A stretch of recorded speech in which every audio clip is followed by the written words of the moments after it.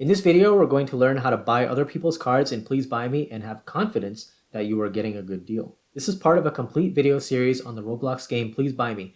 In the previous videos, we talked about what Please Buy Me is and how it works, and strategies on how to sell your own cards. So if you haven't already checked those videos out, make sure you go there first. Buying other people's cards can feel intimidating at first, especially since you're spending your hard-earned Robux on them and aren't really sure whether or not you'll be able to resell. Most people are not going to be able to afford verified YouTuber or developer cards, at least not right away, so they'll be focusing more on affordable cards. Oftentimes, those cards are just ordinary people, but that doesn't make them any less desirable. I've seen tons of ordinary cards that have broken through 50,000 fame easily just because the people who have those cards are smart on how they sell them. When I look for cards, I approach it this way. I look at the price of the card and the fame value of the card. Think about how much you would be able to resell the card for if you bought it. Also think about whether other people would buy the card based on the fame value, the serial number, the avatar, the card skin, and whether there are any content creator tags on the card if the card were, say, 2 to 4 times higher in price, like if you were selling it after buying it. If the answer is no, then think about whether you could resell the card if you hung on to it until the fame got higher. Most cards that are over 5,000 fame will naturally increase in fame over time, simply because there are other cards in circulation and the person who owns those cards is likely committed to playing the game. I would be really weary of a card that has lots of fame but doesn't look like it should. That person likely just used an alt to buy their own card to give it an artificial fame boost. You could still buy it if you know you can flip it for higher quickly, but don't expect that person's fame to go up fast. The next thing I do is I use a simple formula to determine whether the card is worth buying. So you take the fame of the card and divide it by the total number of cards in circulation. This is the average price that the card is being sold for. So for example, if the card has 20,000 fame and there are 150 cards in circulation, that would be 20,000 divided by 150 cards, which is around 133 Robux. If the card is being sold for less than that, then it's a good buy, because you would likely be able to sell the card for around 130 or higher. I'll give you an example with an actual card I bought the other day. The card was just an ordinary person from what I could tell, but they had 10,000 fame and they were selling their card for 25 Robux. It's a no-brainer that this card is a good buy because of the formula that I showed above. If you use this formula, you can see that the number of cards they had in circulation was 190. So if you take 10,000 fame and divide it by 190, you get an average price of 52 Robux. So he was selling his card for half that price. If I put that card up for 50 Robux, I would easily sell it, but I wouldn't make much of a profit.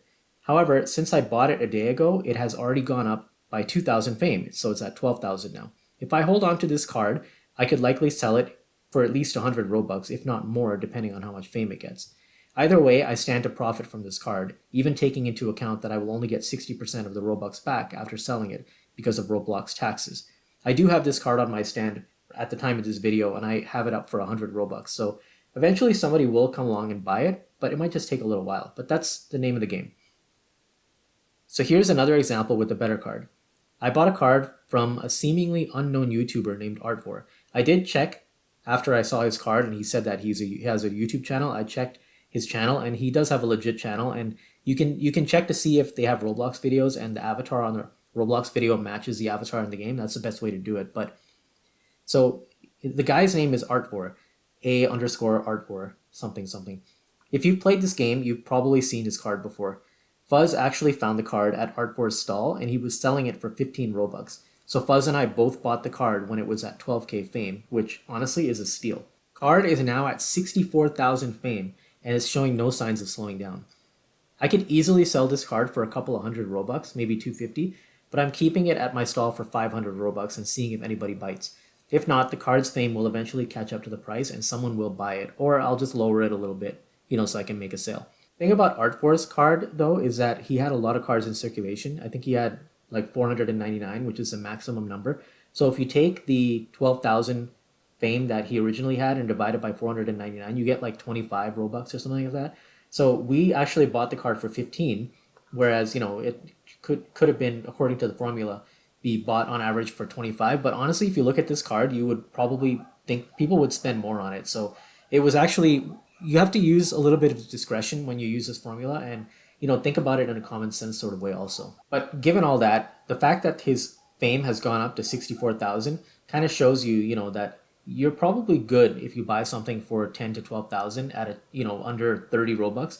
It's probably a safe bet that you're going to make money.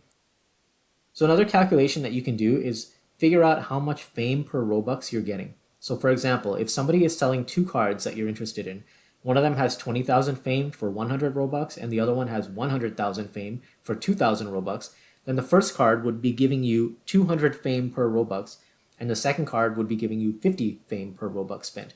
So the first card is actually better in value for your Robux. I don't use this one as often, but it's nice to spot check cards with this method once in a while. So basically the way you do it is you just take the fame value and you divide it by the price that the person's selling it for. If you watched every video in this series, I'm confident that you'll have an easier and more fun time playing Please Buy Me.